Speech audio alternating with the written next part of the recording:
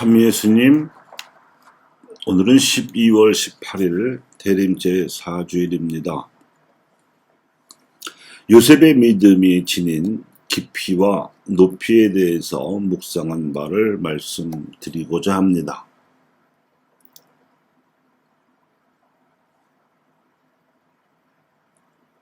주님께서 세상에 오시는 과정이 순탄하지만은 않았습니다. 왜냐하면 세상 모든 사람들이 남녀의 결합으로 이 세상에 태어나는 것이 섭리인데 유독 그분만은 성령으로 그 생명에 잉태되셨고 하필 그때가 요셉과 마리아가 약혼한 직후였기 때문에 당사자인 마리아는 물론이고 약혼자인 요셉도 함께 살기 전에 아기가 생겼다는 사실을 받아들이기가 쉽지 않았습니다. 이같이 성령으로 동정의 몸에서 아기가 잉태된다는 강상의 신비는 역사상 전무후무한 일로서 하느님께서 세상과 생명을 아무것도 없는 무에서 창조하신 신비에 버금가는 일이었습니다. 한편 마리아의 부모인 요아킴과 안나로서는 혼인한 직후 줄곧 자식이 없다가 늙음하게 기도해서 얻은 귀한 딸, 그 마리아를 아주 어릴 적에 하느님께 봉헌하기도 했었으므로 다윗 가문의 요셉과 약혼시킬 때까지만 해도 하느님의 축복을 받은 가문의 며느리가 되어 하느님의 사람이 될 아이를 낳아 기를 것이라고만 기대를 했었을 터입니다. 당연하고 또 자연스러운 반응입니다. 그만큼 마리아의 부모는 그녀를 믿었습니다. 그러다가 덜컥 마리아가 아이 아버지가 누군지도 모르는 아기를 임신했다는 소식을 알게 되었을 때 그 부모의 심정은 짐작하기도 어려울 정도의 충격이 아닐 수 없었을 것입니다. 성경에는 이 당시 요아킴과 안나의 반응에 대해서는 전혀 언급이 없습니다. 하지만 부모의 충격은 물론이고 실망과 배신감은 이루 말할 수 없었을 것 같습니다. 하지만 석 달가량 친척 엘리자벳을 방문하고 돌아온 마리아의 표정이나 행동 거지에서는 조금 더 흐트러진 구석을 발견할 수 없었던 데다가 아마도 엘리자벳으로부터 보내왔을 법한 전갈 또한 범상치 않았기에 그 부모는 이런 상황에서도 마리아를 믿었습니다. 믿을 수밖에 없었습니다. 믿기로 했습니다. 아나빔다운 믿음이었습니다.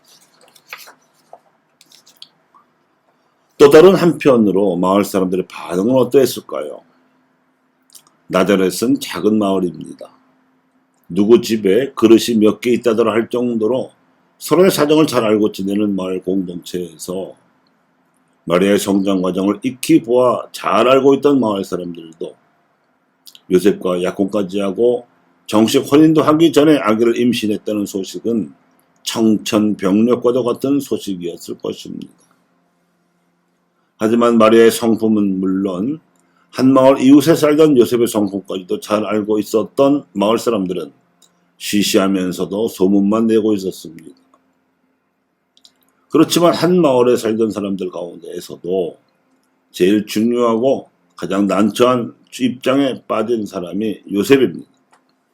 누구보다도 마리아를 사랑했고 또 믿었던 요셉이지만 약혼 후에 엘리사벳 집에 석 달가량 머물고 나서 나자렛에 돌아온 마리아가 아기를 임신 중이라는 사실은 말을 들어보지 않고 모습만 보아도 알 수 있었습니다. 이때부터 요셉의 고민이 시작되었습니다. 이미 소문은 마을 안에 다 퍼졌을 판인데 회당장 라비아 마을 사람들은 자신만 쳐다보고 있을 것이라는 생각이 들던 그 무렵에 요셉은 도저히 마리아를 고발할 수가 없었습니다. 만일 자신이 고발하게 되면 마리아는 돌에 맞아 죽을 것이 뻔했기 때문입니다. 그러나 아무튼 마리아의 뱃속에 생긴 아기는 자신의 아기가 아니었기 때문에 받아들일 수도 없었으므로 요셉은 마리아의 일을 세상에 드러내지 않고 남모르게 파혼하기로 작정했습니다. 마리아가 뱃속에 가진 남의 아기를 받아들일 수도 없지만 사랑하는 마리아를 차마 돌에 맞아 죽게 할 수도 없었던 요셉이 보인 의로움이었습니다. 그런데 놀라운 일은 그날 잠든 요셉의 꿈에 천사가 찾아와서 요셉에게 마리아가 성령으로 잉태했다는 놀라운 사정을 알려주었습니다. 이로써 배신의 아픔을 벗어날 수는 있었지만 그렇다고 덜컥 믿기도 어려운 처지였었을 텐데도 꿈에서 깨어난 요셉은 주저없이 마리아를 아내로 맞아들였습니다. 그리고 워낙 다져온 믿음으로 겨우 버티고는 있었겠지만 아마도 10중 8구 자신을 심히 불안한 눈초리로 바라보고 있었을 마리아를 안심시켰을 것이고 이후 일생 동안 마리아의 충직한 보호자가 되어주었습니다. 마리아의 믿음에 못지않은 요셉의 믿음이 돋보이는 대목입니다. 하느님께서 하시는 일에 대해서 그들이 보인 믿음도 놀랍지만 서로에 대한 믿음도 그에 못지않게 놀랍습니다. 믿기 어려운 상황에서도 서로 믿어주는 것, 이것이 진정한 사랑임을 요셉과 마리아가 보여주었습니다. 천사의 전갈로 마리아의 임신에 대한 의혹은 해석되었지만 요셉으로서는 고뇌 어린 심정으로 결정해야 할 것이 더 있었습니다.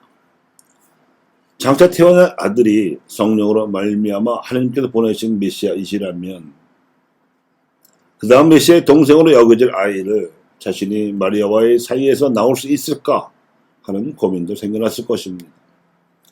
여느 부부라면 당연히 기대하기 마련인 자식 문제를 요셉은 심사숙고한 끝에 평생 부부 생활을 포기하기로 결정한 때가 이 꿈 이후였습니다.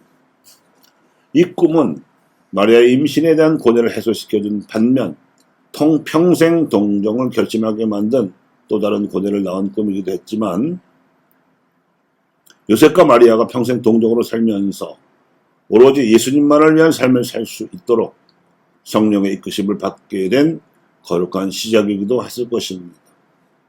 왜냐하면 평생 동정이란 당사자들의 결심과 노력이 당연히 요구되지만 이것만으로 간단히 감당할 수 있는 문제가 아니기 때문입니다. 생각해 보십시오. 서로 사랑하는 젊은 부부가 오직 예수님 때문에 평생 부부간의 성생활을 포기하고 완덕의 길을 걸었습니다. 이것은 쉽지 않은 정도가 아니라 인간 세상에서 도저히 일어나기 어려운 기적입니다. 성령의 압도적인 기운이 요셉과 마리아 이 두 사람의 삶을 이끌지 않고서는 도무지 평생 동정이라는 완덕의 삶을 살아내기가 어려웠을 테니까 말입니다. 한국교회 박해 시대에 동정 부부로 살기로 결심한 신자들의 모델이 이것이었습니다. 그러나 이러한 요셉과 마리아를 지켜보던 마을 사람들의 반응은 엇갈렸습니다. 그래서 나중에 예수님이 성장하던 시절에 그분은 요셉의 아들로 불리기도 하고 마리아의 아들로 불리기도 했습니다. 이 경우 마리아의 아들로 부른다는 것은 예수님을 사생아로 본다는 뜻입니다. 그렇다면 마리아와 요셉 그리고 그 아들 예수를 바라보는 그네들의 시선이 얼마나 차갑고 따가웠을지 짐작하기 어렵지 않습니다. 나자렛 가정이 짊어져야 했던 십자가였습니다.